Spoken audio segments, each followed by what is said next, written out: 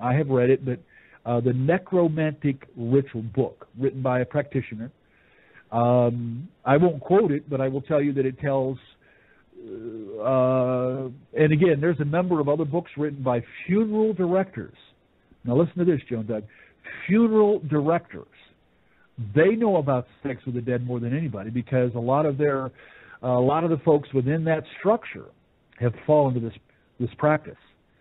Sex with dead people is and I know this is going to be hard for some to understand, is a big issue. There are now sexual addiction issues with people in the business of the funeral parlors and so forth, and having sex with the dead. There's numerous books written on the subject now. There's a number of those coming out of the world of funerals and those businesses telling the stories. But there's a growing element among just practitioners. Now, I'm going to tell you something. This is a little bit out of the book, the Necromantic Ritual book. This goes all the way back to the Old Testament again. They had sex with the dead back then. It was forbidden by God, of course, because of a number of things. In the book, the Necromantic Ritual book that's put out, the practitioner goes into big descriptions of how arousal occurs and how the sacredness of it all occurs, how the spiritual feeling of it all occurs when they begin to engage the dead corpse in full-blown sexual encounter. I'm not going to go any further than that other than to say this. In all of SRA, satanic ritual abuse, there are sex rituals for the sake of transferring demons from the practitioner into the victim. In Crowley's teaching of sex magic, in Tantra, in pantheism and Hinduism and so forth, in many of the new age-oriented sexual energy things they're teaching to transfer energies. Well, the energies are connected to the entity that is manifesting it, the demon.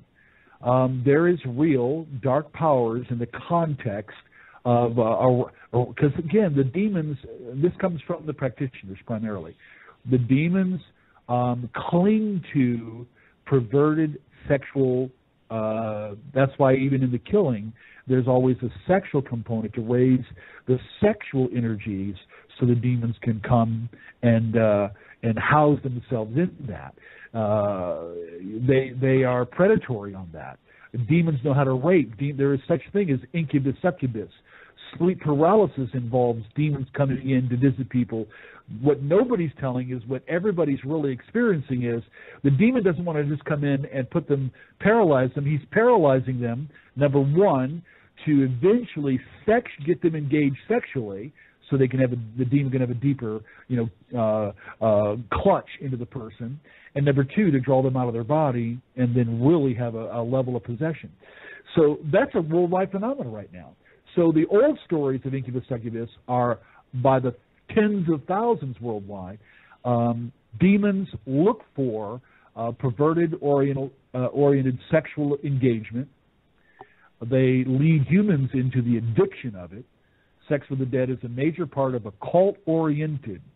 I can, if you want me to, I can tell you of one ritual that was done, but it's ugly and it's horrific. Some people may not want to hear about it, and maybe you don't want me to tell it over the air, but it's real stuff being done. No, I think people need to hear this, Russ. Don't hold back. People, if this is going to upset anyone, just back away, turn down your volume. But Russ, I think people need to hear what's really taking place. The churches aren't talking about this. Pastors aren't talking about it. It's not alternative media. The demonic component. So no, please let's get into this here. Well, and I'm going to say that there's going to be, globally, more stories of sex with spirits, demons, are going to come out. Some are going to be really into it. I've had people come in, professor from university come in, others come in, officer comes in, women come in. They tell this. They're ashamed. They're afraid to tell, but they tell the whole story. So there's a massive growing engagement. The demons are seeking this for a reason. Now, when it comes to the satanic rituals, again, we talk about the real Luciferian, that which is behind the satanic ritual abuse. Everyone in that field, and by the way, let me just say to them listening, this may be triggering, so you may, just caution for all of those SRAs that may be listening. This kind of ritual has been described a number of times. Here's one.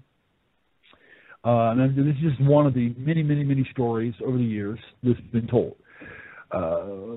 Dead body of a male is brought in. That was, an abduction occurred, a ritual was done, the person was killed. Their private parts were cut out.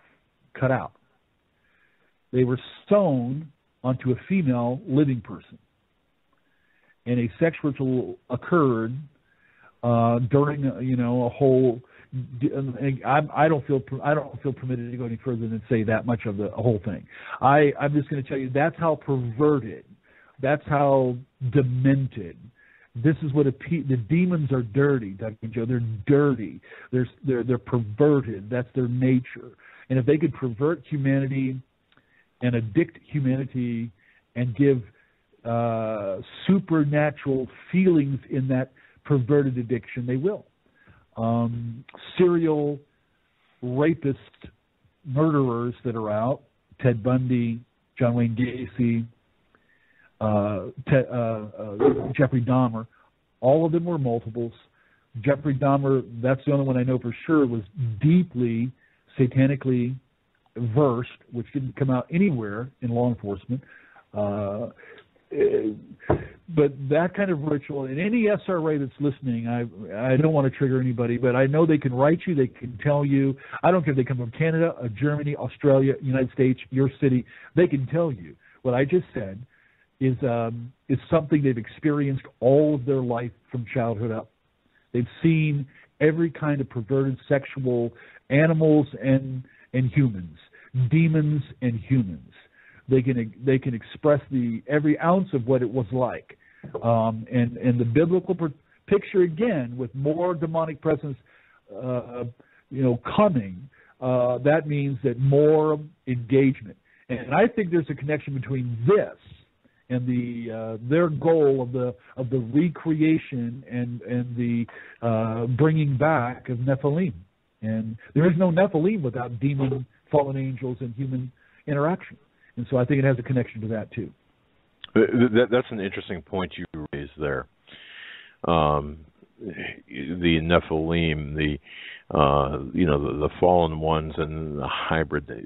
Of course, the Nephilim having sex with human women, and the offspring being the Rephaim. If we use Steve Quayle's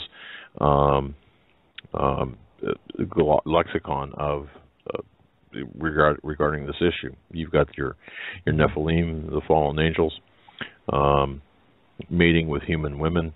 The offspring is the Rephaim, and of course, demons are disembodied spirits of the Rephaim. Now, this again is the lexicon being used and standardized by Steve Quayle. Having said all of that, we're seeing this resurgence today. That's where this applies.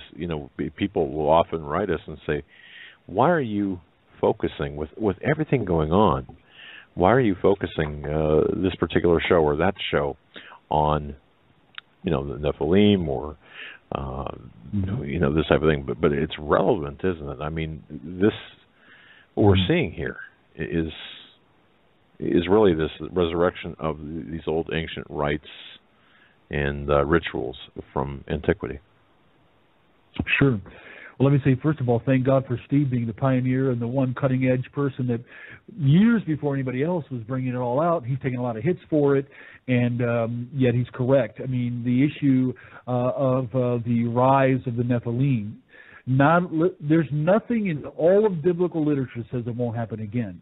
It tells us in Genesis 6, the Nephilim were on the earth in that day, and then again later, and we look at it in Numbers, and as you've mentioned, you can see them among the Imims, and you can see them among the Zamzumis, and so forth. Many of the tribes. I believe Goliath was either Nephilim direct or Nephilim second generation. Globally, they were here hundreds of years. They were a menace. They were never considered human. But here's the interesting side, and we're doing a conference coming up in September, along with the chief of the Tano tribe in America. This is the tribe that engaged Columbus and founded Columbus, the Tano tribe.